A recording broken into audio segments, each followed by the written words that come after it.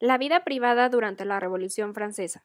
En los siglos XVII y XVIII, durante el periodo de la Revolución Francesa, todo el aspecto público relacionado con el Estado y con el servicio al mismo se volvió plenamente público y de índole general para la ciudad y el gobierno. Previo a este tiempo, cada interés, ya fuese particular o de algún grupo en específico, podía permanecer como un rubro de la vida privada. Sin embargo, durante este periodo revolucionario, la política de los grupos privados o particulares fue catalogada como un sinónimo de conspiraciones o un atentado a los intereses del Estado. Es decir, lo privado, o bien fraccionado de la vida pública de los particulares, fue comparada con un secreto que propiciaba las conspiraciones causantes de la revolución. Por esto, la vigilancia constante y permanente podía, de acuerdo con el gobierno, evitar que los intereses particulares atentaran contra el Estado y sus intereses mismos. Sin embargo, ¿dónde comenzaba la línea divisoria entre lo que debía ser público de las personas y lo privado de sus vidas? En 1917, la moda, la vida personal e inclusive el idioma perdieron sus libertades al incorporarse a una larga lista de eventos públicos de la sociedad. Para las revistas de moda, una gran dama debía llevar los colores listados por la nación, que permitían demostrar su nacionalismo a pesar de que en su mente se estuviera llevando a cabo una revolución interna. Es decir, las mujeres debían portar un paño azul real acompañado por un sombrero de fieltro negro con una cintilla tricolor.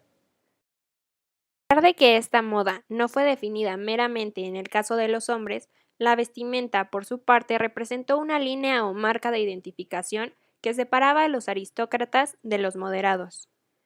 Dentro de las casas, los decorados tuvieron que cambiar igualmente. Los objetos ubicados en espacios personales debían simbolizar y hacer referencia, en su mayoría, a la República, por lo cual se promovió la compraventa de porcelanas y losas con motivos estilo Federación, República y Revolución. Por su parte, la lengua sufrió de igual manera una modificación radical, lo cual promovía el uso del francés y la supresión de dialectos antes utilizados con fines familiares y de cultura. El Estado, por tanto, intentó regular el uso del lenguaje privado, ya que esto suplía la pérdida de la vida privada entre los ciudadanos. Incluso los nombres propios debían ser asignados de acuerdo con una lista de nombres permitidos por el Estado.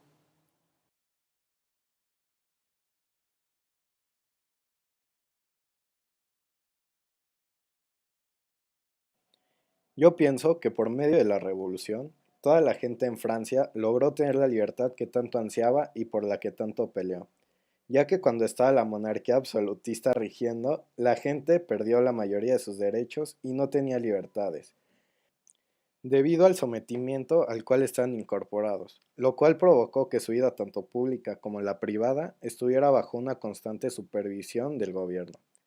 Considero que esta lectura fue muy productiva y me ayudó a comprender más sobre los eventos ocurridos durante esta revolución.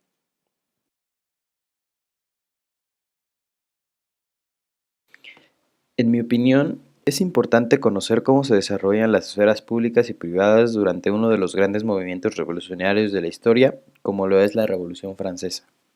La vida privada de las personas se vio afectada tanto por los ideales revolucionarios como por la monarquía francesa que intentaba derrocar. Los revolucionarios volvieron público lo privado, tal vez esto por el miedo a la conspiración en contra de ellos.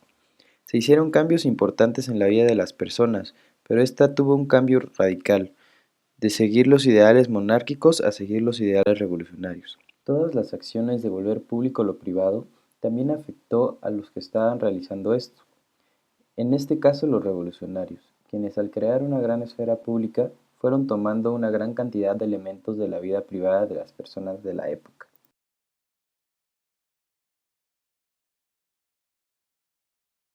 Yo creo que el fenómeno social que desató esta revolución perjudicó a más de una generación de personas, lo cual fue causante de mil y un detonantes emocionales que amenazaron no solo con la salud del gobierno, sino con la de los individuos ajenos a este.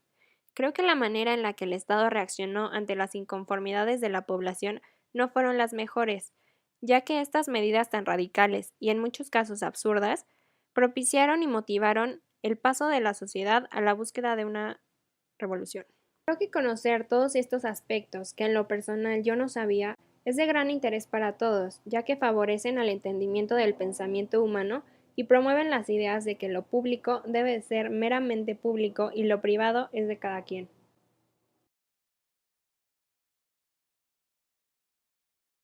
Durante la Revolución Francesa hubo una gran inestabilidad entre las fronteras de la vida pública y de la privada. El aumento del espacio público y la politización de la vida cotidiana puede haber sido uno de los responsables de este acontecimiento. En este periodo, la vida privada tuvo que soportar el ataque más sistemático que se haya visto jamás en la historia occidental. En plena revolución, la intimidad era equiparada con conspiración y la manifestación de asuntos públicos en la esfera privada era considerada contrarrevolucionaria. El carácter de privado, así como el término aristócrata, adquirieron un significado político. Solo la corrupción en el individuo privado podía explicar la falta de ardor del individuo público en la defensa de la revolución. El sistema de la Revolución Francesa, lo que es inmoral no es político, lo que es corruptor es contrarrevolucionario, demostraba que la creencia revolucionaria de que los intereses privados no debían estar representados en el terreno público de la política, estaban convencidos de que el carácter privado y la virtud pública eran aspectos muy unidos entre sí. Hacer público lo privado, como la vestimenta y la decoración de los hogares de los franceses de la época, fueron las consecuencias de la voluntad politizadora de los mandos revolucionarios. El simbolismo revolucionario también tuvo influencias de los simbolismos de la esfera privada. Un ejemplo de esto fue que los revolucionarios comenzaron a tutearse entre sí, lo que era una actividad que solo se realizaba en las familias. Se crearon dialectos en ciertos grupos privados. Esto suponía la pérdida de la vida íntima que se dio durante la revolución. Los asuntos religiosos se mantuvieron dentro de la esfera de lo privado. Aunque se eliminaron antiguos hábitos del régimen del catolicismo, se cayó en una ambigüedad, pues debido a la tolerancia religiosa no se politizó la religión, y por lo tanto no se llegó a hacer pública completamente.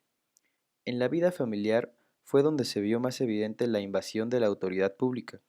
El matrimonio fue secularizado, lo que provocó una autoridad pública que adoptaba un papel activo en la vida familiar.